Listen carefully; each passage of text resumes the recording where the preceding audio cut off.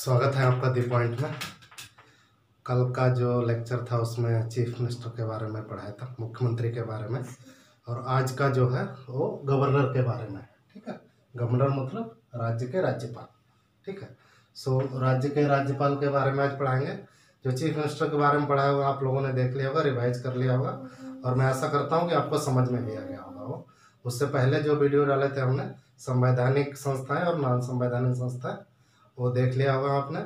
फिर ग्राम पंचायत, नगर पंचायत, वो सभी आपने पढ़ लिया होगा। आशा करता हूँ आपको समझ में आ रहा होगा, और जैसा कमेंट्स आप लोगों ने दिए हैं उससे मुझे ऐसा लग रहा है कि आप लोगों को अच्छे से समझ में आ रहा है। तो आज का जो वीडियो है हमें कंटिन्यू करेंगे उसी सीरीज में गवर्नर का। गवर्नर जो है किसी राज्य के राज्यपाल होते हैं, उनको हिंदी में राज्यपाल बोलते हैं। राज्यपाल,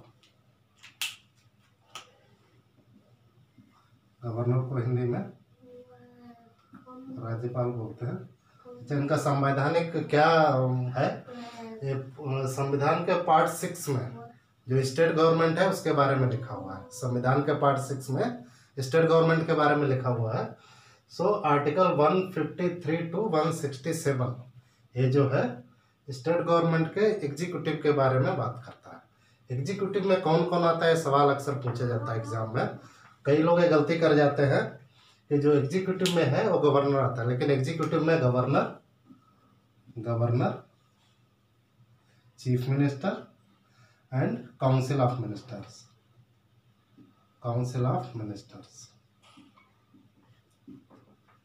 ये तीन लोग अगर पूछा जाता है आपसे कि एग्जीक्यूटिव में कौन कौन आएगा, तो गवर्नर, चीफ मिनिस्टर और काउंसिल ऑफ मिनिस्टर से लोग गवर्नर में आते हैं। ठीक है, अच्छा, एक गवर्नर जो है एक से अधिक मतलब 2 राज्यों के गवर्नर भी रह सकते हैं। ये कब से शुरू हुआ? 7वां संविधान संशोधन 1956। ठीक है, 7वां संविधान संशोधन 1956 से ये शुरू हुआ। आर्टिकल 153 में एक क्लॉज ऐड कर दिया कि एक जो गवर्नर है 2 राज्यों के गवर्नर रह सकता है। ठीक है, अच्छा, जब एक गवर्नर 2 राज्यों के गवर्नर रहेंगे तो उनके सैलरी का कैसे होगा, कौन सा राज्य देगा, वो नीचे सैलरी वाले पॉइंट में हम डिस्कस करेंगे। ठीक है, अच्छा, कैसे गवर्नर बनते हैं? क्वालिफिकेशन जो है गवर्नर बनने के लिए संविधान में 2 ही क्वालिफिकेशन लिखा है। एक तो भारत का नागरिक होना चाहिए, और दूसरे उनकी उम्र जो है 35 साल तक कंप्लीट होना चाहिए, 35 साल से ऊपर होना चाहिए। ठीक है, अपॉइंटमेंट होता है गवर्नर का थ्रू प्रेसिडेंट एक वारंट निकालते हैं, अपना हस्ताक्षर करते हैं, सील लगाते हैं, उससे गवर्नर का अपॉइंटमेंट होता है। अपने कंट्री में गवर्नर का इलेक्शन नहीं होता है। हालांकि जब संविधान निर्माण बन रहा था तो ड्राफ्ट कमेटी में गवर्नर के इलेक्शन का प्रोविजन था, लेकिन संविधान सभा ने वो बात नहीं मानी, क्योंकि केओस हो जाएगा। गवर्नर का भी इलेक्शन होगा, प्रेसिडेंट का भी इलेक्शन होगा, चीफ मिनिस्टर का भी इलेक्शन होगा। तो संविधान सभा को ऐसा लगा कि नहीं, हम जो है गवर्नर का इलेक्शन नहीं करेंगे, गवर्नर जो है प्रेसिडेंट के द्वारा अपॉइंट किए जाएंगे, जैसे कि कनाडा में किए जाते हैं। हालांकि अमेरिका में गवर्नर का इलेक्शन होता है। उसी सोच के हिसाब से वो इलेक्शन डाला गया था प्रारूप में, बट संविधान सभा ने माना नहीं, बोला गवर्नर का जो पोस्टिंग है, जो अपॉइंटमेंट है, प्रेसिडेंट के द्वारा किया जाएगा, जैसा कि कनाडा में होता है। ठीक है, ये तो हो गया क्वालिफिकेशंस के बारे में।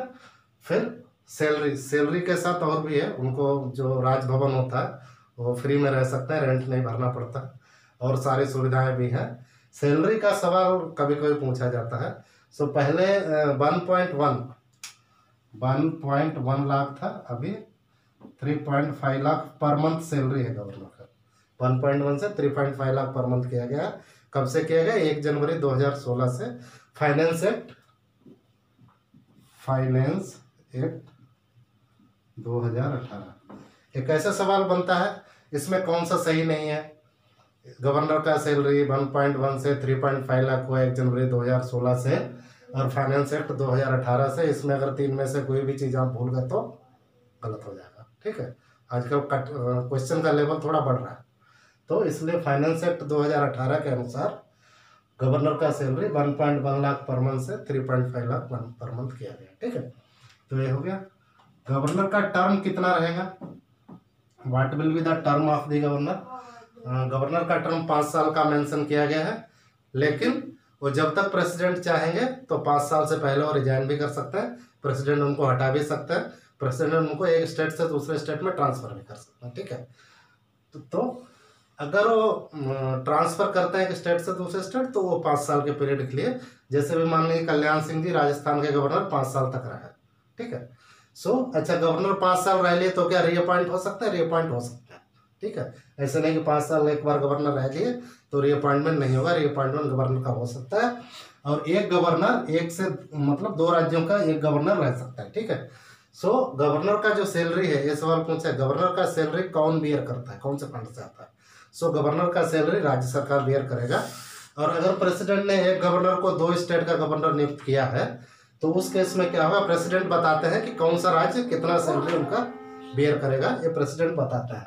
तो उसी टाइम बताते हैं। टर्म का क्या है? टर्म हमने आपको बता दिया, रीअपॉइंट हो सकता है, वो 5 साल का टर्म है। उससे पहले भी इस्तीफा दे सकता है, प्रेसिडेंट चाहे तो उससे पहले हटा भी सकता है, ठीक है।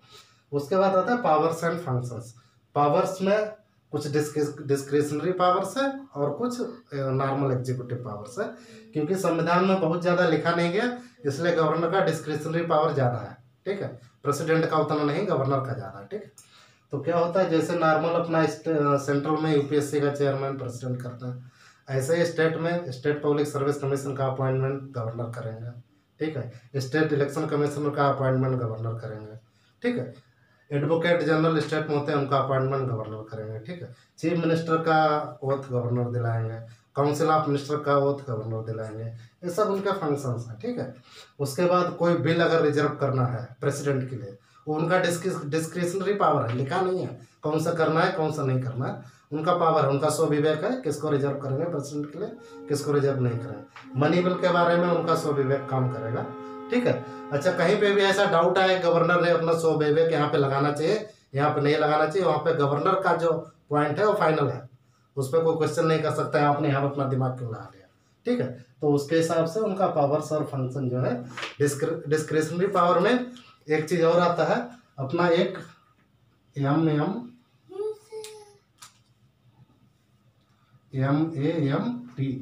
ये और ममता दीदी है ना, तो मिजोरम, आसाम, मेघालय, त्रिपुरा, ये 4 स्टेटों में ट्राइबल हिल काउंसिल है, ठीक है। हमने याद करने के लिए इसको ममता दीदी का नाम लिखा है, आप चाहे तो कुछ और बना सकते हैं, भी याद कर सकते हैं। एम से मणिपुर नहीं रहेगा, एम से मणिपुर नहीं रहेगा, मिजोरम, मेघालय, मिजोरम, आसाम, मेघालय, त्रिपुरा, ठीक है। ये 4 स्टेट में टीए से तमिलनाडु नहीं करना है, ये हमारी सुविधा के लिए है, जैसा आप चाहे बना सकते हैं, ठीक है, नहीं तो ऐसे ही याद कर लीजिए। तो ये 4 में ट्राइबल काउंसिल्स है, उसको स्टेट गवर्नमेंट कुछ मनी देता है, वो मनी कितना देना है वो गवर्नर डिसाइड कर सकता है, उनके डिस्क्रिप्शन पे छोड़ा गया वो कितना मनी देते हैं, ठीक है। तो कॉन्स्टिट्यूशनल पोजीशन नेक्स्ट पॉइंट है। कॉन्स्टिट्यूशनल पोजीशन में है गवर्नर स्टेट का एग्जीक्यूटिव हेड है और सेंट्रल का रिप्रेजेंटेटिव भी है, ठीक है। जो प्रेसिडेंट अपॉइंट किया है उनको, तो वो सेंटर को भी रिप्रेजेंट करते हैं। जो है सेंटर का जो कुछ अगर रिपोर्ट देना है, प्रेसिडेंट का एडवाइस लेना है तो गवर्नर करता है, इसलिए वो एक सेंट्रल और स्टेट का रिलेशन बनाए रखने के लिए गवर्नर का रोल आता है। और गवर्नर को काफ़ी पावर इसीलिए दिया गया है कि अगर कोई चीफ मिनिस्टर का ऑफिस में डेथ हो जाता है तो किसको चीफ मिनिस्टर अपॉइंट करना है, ये सब पावर्स इसीलिए गवर्नर को दिया गया है। तो एक तरीके से माना जाएगा हमारे देश में जो स्टेट का कंट्रोल जो है थ्रू गवर्नर प्रेसिडेंट करता है, तो इसलिए उनको कॉन्स्टिट्यूशनल पोजीशन उनका वो है कि सेंट्रल और स्टेट के बीच में रिलेशनशिप स्थापित करने का भी काम गवर्नर का है। और इस प्रकार से गवर्नर जो है सेंटर के लिए भी काम करते हैं, ठीक है।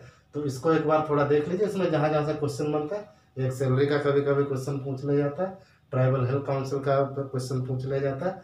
क्वालिफिकेशंस का बहुत ध्यान रखने की जरूरत है, 2 ही क्वालिफिकेशन है, अगर तीसरा कुछ लिख दिया और आपने टिक मार दिया तो क्वेश्चन हो जाएगा, ठीक है।